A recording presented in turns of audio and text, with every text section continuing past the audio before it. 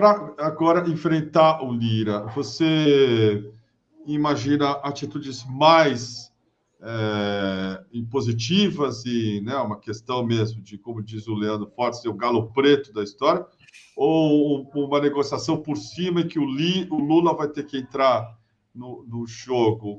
Como é que você vê isso? Eu acho que precisaria corroer a base do Lira, Kiko. O governo como? precisaria fazendo a negociação no varejo. Primeiro tem que fazer o varejo para estabelecer um novo atacado. Só que aí o Lula vai ter que, por exemplo, passar uns 2 meses recebendo o deputado. Pelo menos uma vez por semana fazendo almoço com o deputado. Perfeito. E vai ter que mudar um pouco a linha de comunicação dele próprio como personalidade política. Ele vai ter que se tornar uma personalidade mais próxima do que ele era na crise do mensalão, por exemplo. O Lula já viveu essa história. Talvez ele tenha que acelerar o que eu imagino que ele não gostaria de fazer, que é fazer o varejo. Então você faz uma rodada de varejo, aí vai ter que receber aí em 2 meses. MDB vai ter que se aproximar, Daniel? Tudo vai ter que se aproximar. Vai ter que receber uns 400 deputados. Lá no Palácio do Planalto, na Granja do Torto, enfim, onde ele tiver que receber, no Alvorada. Vai ter que fazer reuniões e vai ter que tirar foto da reunião, vai ter que fazer imagem, vai ter que elogiar o parlamentar, que hoje é uma liderança do baixo clero, trazer o cara para dentro, colocar a força da presidência da República institucional a serviço, né, do projeto político de reconstrução do país, e aí se estabelece novos articuladores de atacado. Agora depende dele, não tem milagre para ser feito. É o que eu digo, não é uma questão de desempenho individual, é uma questão de conjuntura. Seria tolo dizer assim, o problema é o Padilha. Se substituir o Padilha, quem entra no lugar também não vai conseguir. Não vai conseguir. Não tem. O que eu acho que aí sim pode ser feito, e aí aí eu não tenho informação, seria irresponsável da minha parte. O que pode ser feito é fazer a negociação no varejão. Varejão mesmo, assim. Falar com o deputado. Quando eu falo de negociação no varejo, não é liberar emenda para cada deputado no varejo, mas é fazer política. É chamar para conversar, é se aproximar, é ouvir, ter estômago para ter que lidar com a Câmara dos Deputados tal como ela é. É isso que o Lira faz. Eu vou contar para vocês o que é o Arthur Lira entrando na Câmara dos Deputados. Todo mundo acha que o Arthur Lira é odiado pela esquerda, etc. O Arthur Lira entra, todo mundo fala, e aí, Lira, tudo bem? Aí ele faz uma brincadeira. Isso é o Brasil, gente.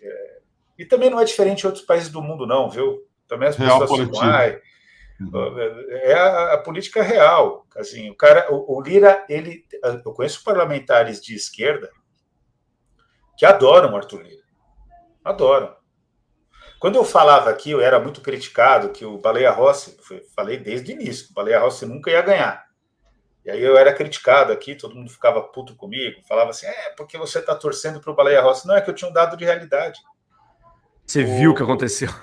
O Lira conversa com todo mundo. Se a gente for lá agora, eu, o Kiko e o Pedro lá, pedir uma audiência com o Lira, ele vai receber. Pode ser 15 minutos, mas ele vai receber, ele vai ouvir daquele. Ele é bruto, ele é um cara duro, mas ele vai fazer uma hora, se for do interesse dele, faz uma piada, outra, ou então escuta, dá uma justificativa. Ele faz política, gente. Tem que gostar de fazer política, tem que gostar das pessoas, não tem jeito. Não dá para fazer política sem gostar das pessoas. A não ser que você seja um gênio e que você esteja tão acima das pessoas e tenha tanto carisma que, sendo exclusivamente brutal, consegue fazer... convence as pessoas a agirem conforme a tua visão, né? Mas olha, essa história de que o Arthur Lira é repugnante, assim, a imagem que se constrói para fora, etc., eu não vou divergir, porque é o que acontece. Ela está afirmada. Mas dentro da Câmara dos Deputados não é assim. O único cara que eu acho que tem absoluta resistência do Arthur Lira e vice-versa é o Glauber Braga.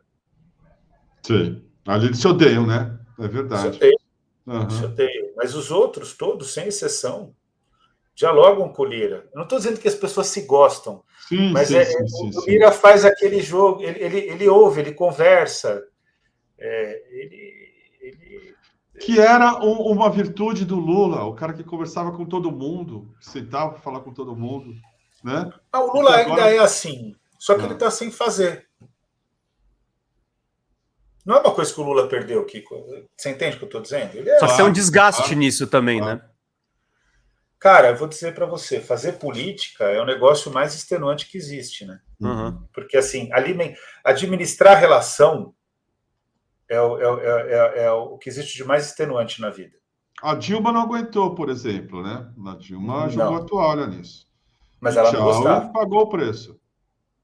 Mas ela não gostava. Nunca gostou. O Lula sempre gostou. Então, por exemplo, aqui surgiu no chat a Fernanda Dess, que é um superchat também. Jandira elogiou o Lira. Então, o PCdoB, por exemplo, é um partido que tem tido uma relação muito, muito forte com Arthur Lira. Mas não é porque o PCdoB é sacana, é porque o Lira ele negocia e cumpre. E, gente, assim, uma pessoa fala, o Daniel, o cara parece admirar o Arthur Lira. Eu não admiro o Arthur Lira nem ninguém, eu estou sendo realista aqui. Sim. É que a torcida, e esse é o maior mal que a gente tem na esquerda, porque, assim, eu vou dizer uma coisa que tem me preocupado já há algum tempo. A esquerda está se limitando a ficar na torcida e está se limitando a trabalhar com os mártires. O Lula está sendo levado à condição de mártir para alguns. A torcida é paralisante, porque eu vou falar com toda a franqueza, daqui a pouco tem as oitavas de final da Copa do Brasil, não tem como não falar do Corinthians. Tirando a torcida do Corinthians, todas as outras só torcem quando o time está bem. Entendeu? Não vão lá pressionar, etc., cobra quando está numa crise, mas é aquela cobrança que não alimenta o time para a vitória. De qualquer maneira, a torcida tem que. Torcida, no nosso caso aqui do Brasil, ela é ruim para a esquerda porque ela é paralisante. A gente tem que jogar o jogo. Jogar o jogo significa ir para cima. Agora, ninguém joga o jogo. Eu estaria sendo, assim, uma pessoa completamente irresponsável de dizer que o Arthur Lira ele é deplorável, que ele é burro. Eu lembro do Renato Jeronimo Ribeiro, eu só ouvi, aliás, li. Uma vez ele deu uma entrevista toda pomposa dizendo o Eduardo Cunha é baixo clero. Eu falei, ele não conhece o Congresso Nacional. Deu alguns meses, o Eduardo, ele já tinha saído do governo, a passagem do governo dele foi muito curta, né? Do Renato Jeronimo Ribeiro. Deu alguns meses depois que ele saiu, o Eduardo Cunha derrubou a presidenta Dilma Rousseff. Se esse cara fosse baixo clero, ele alcançaria isso. O baixo clero moral não necessariamente é o baixo clero da política, gente. Aliás, quase sempre. O alto clero da política não tem moral, né? Então, se a gente não souber reconhecer a capacidade do adversário, a gente nunca vai ganhar o jogo. E a gente não tem que ficar na torcida, tem que jogar o jogo, né? Esse que é o caminho que eu vejo que é paralisante na esquerda, né? Porque fica todo mundo na torcida, o que está acontecendo, o que na imprensa, e aí fica lá em curtidas, compartilhamento, essa catarse que não leva o Brasil a lugar algum.